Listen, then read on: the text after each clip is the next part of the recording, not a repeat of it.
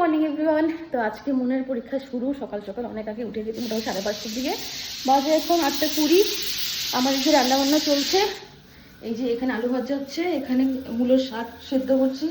আজকে হবে পনিরের তরকারি, তারপরে আলু ভাজা তো বললাম, আর ডাল অলরেডি হয়ে গেছে, মুগ ডাল ওইদিকে রাখা আছে ওইদিকে, আর ভাত হবে।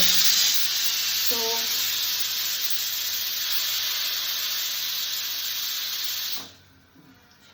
তো আজকে থেকে আমি আবার ডায়েটিং শুরু করছি। অনেকদিন জিমও যাওয়া হচ্ছে না, তারপর ডায়েট তো দূরের কথা, মানে পুজোর আটটার থেকেই পুরো ডায়েটিং ফেটিং পুরো বন্ধ, জিমও বন্ধ।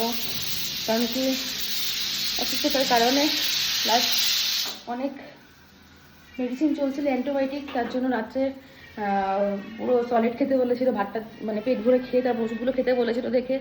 আর মানে ডায়েটিংও হয়নি, জিমও যাওয়া হয়নি, তার জন্য সব বন্ধ ছিল। মোটা হাতির বাচ্চা হয়ে গেছি পুরো আবার। এখন যাই হোক, সব মেডিসিন শেষ হয়েছে কালকে, এখন আজকে থেকে আবার ডায়েটিং শুরু করেছি। জিম তো যাচ্ছি না, কেন কি মনে হয় এক্সাম আজকের থেকে শুরু। বাট আবার আগের লাইফে শুরু, মানে আবার আগে যেমন 3 বছর 4 বছর আগে যেটা আমি করতাম আর কি, সেটাতে আবার ফিরে এসেছি। তো এই যে স্টুডেন্ট, আজকে থেকে পরীক্ষা, সবাই ওকে একটু অল দ্য বেস্ট বলে দিও, যাতে এক্সামটা ভালো হয়। কেমন প্রিপারেশন? যা 8:30 হয়ে গেছে, যা।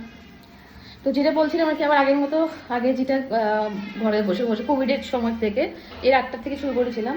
তো শেক আর এফএসটি, যেটা তোমরা অনেকেই জানো, হার্বাল লাইফের প্রোডাক্ট, তা আবার এগুলো আনিয়েছি। এখন আবার আজকে থেকে স্টার্ট করলাম, ফুল প্রপার ডায়েটিং শুরু হচ্ছে আজকে থেকে একদম। এই যে এফএসটি আমার অলরেডি হয়ে গেছে, আর এখানে এই যে 1 লিটার জল, আর এই যে শেক নিয়ে বসেছি। এখন শেষ করি 9টার মধ্যে, যাই হোক ফটাফট রান্না করি, 9টার মধ্যে আমার শেষ করতে হবে, কারণ কি তাড়াতাড়ি স্কুলে যাবে তো পরীক্ষা। চলো পরে কথা বলছি। তো এইদিকে আমার স্নান টান শেষ, পুজো টুজো দেওয়া আমার অলরেডি হয়ে গেছে, রান্না তো অনেক আগেই শেষ।